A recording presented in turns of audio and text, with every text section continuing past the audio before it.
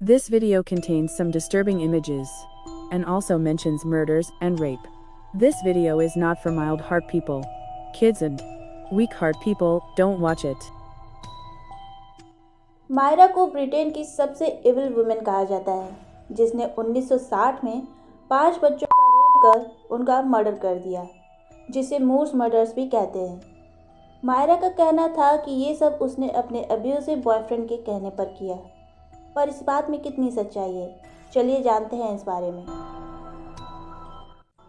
1963 से 1965 के बीच मायरा हिंडले और उसके लवर इयान ब्रैडी ने 4 बच्चों पाउलिन रीड, जॉन किलब्राइट, कीथ बेनेट और लेस्ली एने डाउनी को बहला फुसलाकर घर छोड़ने के बहाने अपनी गाड़ी में बैठाया और उन्हें मैनचेस्टर के बाहर एक सुनसान इलाके में, जिसे सैडलवर्थ मूर कहते हैं, वहां ले गए, जो कि मैनचेस्टर से 15 मील दूर था। वहां ले जाने पर हिंडले उन बच्चों से कहती कि मैंने अपना महंगा ग्लव्स कहीं रख दिया है, जो कि अब मिल नहीं रहा। क्या तुम मेरी मदद करोगे उसे खोजने में? और बच्चे मान जाते और उस ग्लव को खोजने में लग जाते, जो कि कभी खोया ही नहीं था। और हिंडले ग्लव खोजने के बहाने रोड से काफ़ी दूर उन्हें ले आती, जहां उसका बॉयफ्रेंड ब्रैडी उन बच्चों का रेप करता और उनकी गर्दन काट देता। फिर दोनों साथ में मिलकर मूर में ही बॉडी को दफना देते। आज तक सारी बॉडीज मिल भी नहीं पाई हैं।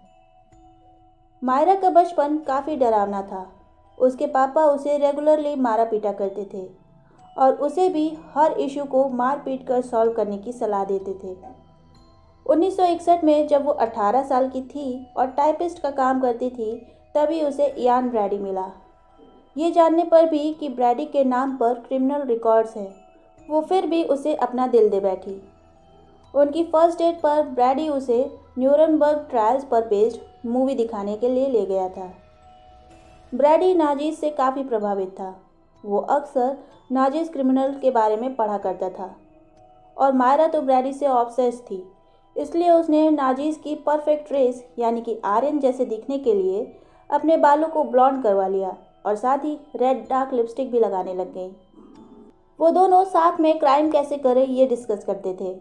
ऐसी चोरी करने को सोचते थे जिससे वो दोनों रातों रात अमीर हो जाएं।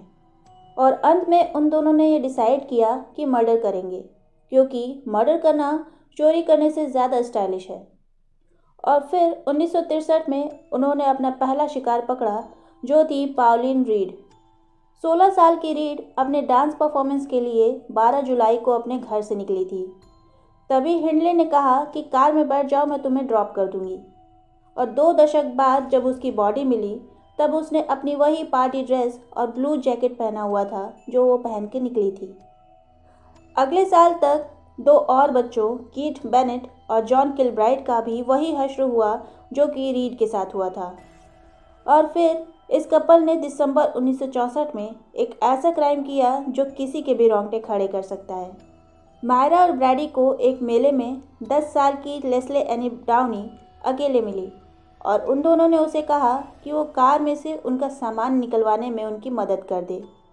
और फिर वो दोनों उसे मायरा की दादी के घर ले गए। वहाँ उन दोनों ने उसके कपड़े उतार कर उसे बांध कर उसकी फ़ोटोज़ ली, साथ ही उसके चीखने चिल्लाने की 13 मिनट की वीडियो भी रिकॉर्ड की। फिर ब्रैडी ने उसका रेप कर उसे मार दिया। 1965 में इयान ब्रैडी मायरा हिंडले के साथ मायरा की दादी के घर में रहने लग गया और वहीं पर मायरा के brother in law David Smith से उन दोनों की काफ़ी गहरी दोस्ती हो गई। एक रात स्मिथ ब्रैडी के घर वाइन की बोतल लेने आया। तभी उसने देखा कि ब्रैडी ने 17 साल के एडवर्ड इवेंस को कुल्हाड़ी से पीट पीट कर मार डाला है। पहले तो उसने वहाँ ब्रैडी की मदद की बॉडी को छुपाने में। फिर वो घर गया और उसने अपनी वाइफ यानी कि मायरा की छोटी बहन माउरीन को सब कुछ बता दिया। और फिर वो दोनों गए पुलिस के पास रिपोर्ट लिखवाने के लिए। पहले पहले तो दोनों अपने आप को बेकसूर बताने पर अड़े रहे, लेकिन तभी स्मिथ ने रेलवे स्टेशन पर एक सूटकेस की जानकारी दी और पुलिस ने जब वो सूटकेस बरामद किया तो उसमें लेस्ली एने डाउनी पर हुए टॉर्चर की फ़ोटोज़ और वीडियोज़ मिली। फिर मायरा के घर की तलाशी लेने पर एक नोटबुक बरामद हुई जिसमें जॉन किलब्राइट लिखा हुआ था। पुलिस को कुछ फ़ोटो सैडलवर्थ मूर की भी मिली और जब उस एरिया की छानबीन की गई तो वहाँ डाउनी और किलब्राइट दोनों की डेड बॉडीज़ मिली। और फिर मायरा हिंडले और इयान ब्रैडी को 3 मर्डर्स के आरोप में गिरफ्तार किया गया। उनका ट्रायल 2 हफ्तों तक चला, लेकिन जूरी को पहले 2 घंटों में ही ये पता चल गया था कि ये दोनों गिल्टी हैं और उन दोनों को उम्र कैद की सज़ा सुनाई गई। लेकिन उन दोनों ने बाकी 2 बच्चों के मर्डर्स के बारे में तब भी नहीं बताया था। 1985 में इयान ब्रैडी और मायरा ने रीड और बेनेट के मर्डर की बात कही और वो दोनों पुलिस को वहाँ ले गए जहाँ उन्होंने उन दोनों को दफनाया था, पर पुलिस को वहाँ कोई बॉडी नहीं मिली। 30 साल बाद 1998 में मायरा ने अपनी चुप्पी तोड़ी और कहा कि लोग मुझे विलन समझते हैं, पर वो ये नहीं जानते कि मुझे क्या कुछ नहीं सहना पड़ता था।